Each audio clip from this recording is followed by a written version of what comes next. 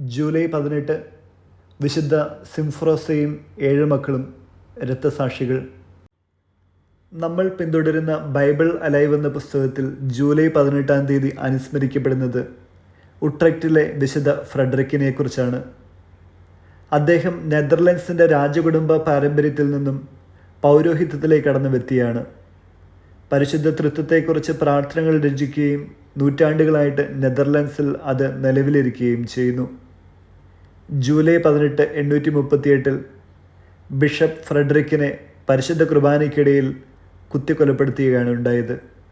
ക്രിസ്തുവിനോടുള്ള വിശ്വാസത്തെ പ്രതി സ്വന്തം ജീവൻ ബലി കഴിക്കുകയും 7 മക്കളെയും രക്തസാക്ഷിത്വത്തിന് വേണ്ടി വിട്ടു നൽകുകയും ചെയ്ത വിശുദ്ധ സിംഫ്രോസയും മക്കളെയും പരിചയപ്പെടാം.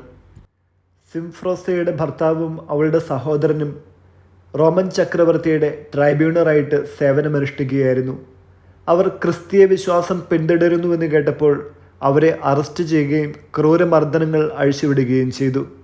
അനേക മാസങ്ങളിലെ പീഡനത്തിന് ശേഷം അവരെ കൊലപ്പെടുത്തുകയാണ് ഉണ്ടായത്.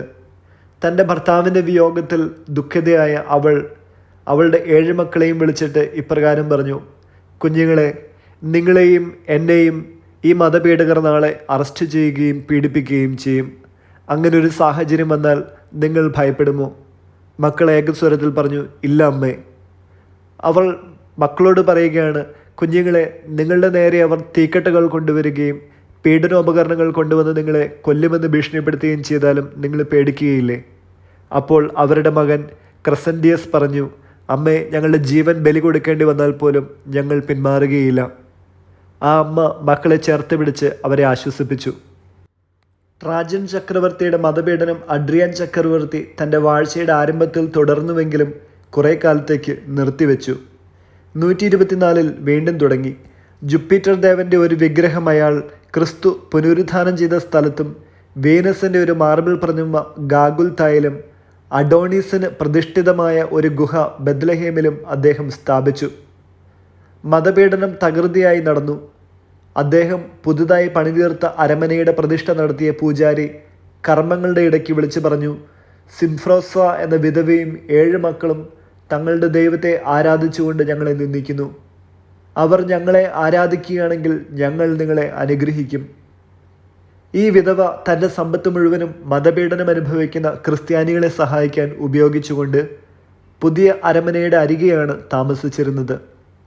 ചക്രവർത്തി സിംഫ്രോസയെ വിളിച്ചു വരുത്തി ദേവന്മാരെ ആരാധിക്കാൻ ഉപദേശിച്ചു.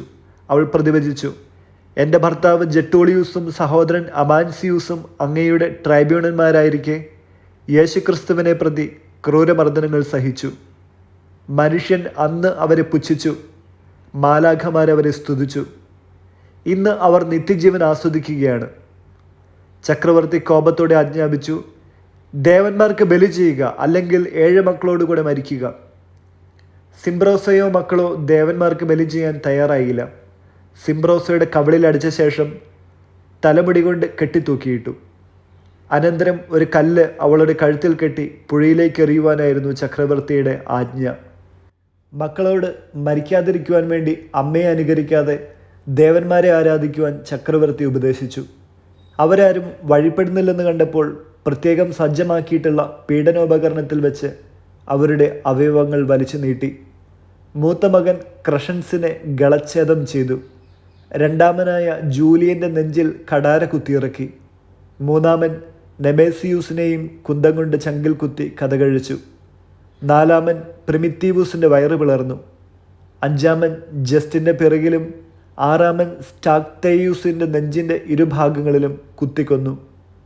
ഇളയവൻ എവ്യൂജനിയൂസിൻ്റെ ശരീരം 2ആയി പിളർന്നു. വചനം 2 കൊറിന്തോസ് 6-16 ദൈവത്തിൻ്റെ ആലയത്തിന് വിഗ്രഹങ്ങളുമായി എന്ത് പൊരുത്തമാണുള്ളത്? നമ്മൾ ജീവിക്കുന്ന ദൈവത്തിൻ്റെ ആലയമാണ്. എന്തെന്നാൽ ദൈവം അരുളി ചെയ്തിരിക്കുന്നു: ഞാൻ അവരിൽ വസിക്കുകയും അവരുടെ ഇടയിൽ വ്യാപരിക്കുകയും ചെയ്യും. ഞാൻ അവരുടെ ദൈവമായിരിക്കും, അവർ എൻ്റെ ജനവുമായിരിക്കും. വിചിന്തനം. വിശുദ്ധ സിംഫ്രോസ തൻ്റെ മക്കളെ പഠിപ്പിച്ചത് ധനത്തിൻ്റെയും കുലീനതയുടെയും മേന്മകളല്ല, രക്തസാക്ഷിത്വത്തിൻ്റെ ശ്രേഷ്ഠതയാണ്. അവരെ എളിമയും ക്ഷമയും ദൈവതിരുമനസ്സിനുള്ള കീഴ്വഴക്കവും പരിശീലിപ്പിച്ചു. ജീവിതം മിശിഹായും മരണവും ലാഭവുമാണെന്ന് സ്ലീഹായെ പോലെ സിംഫ്രോസയും 7 മക്കളും നമുക്ക് കാണിച്ചു തന്നിരിക്കുന്നു.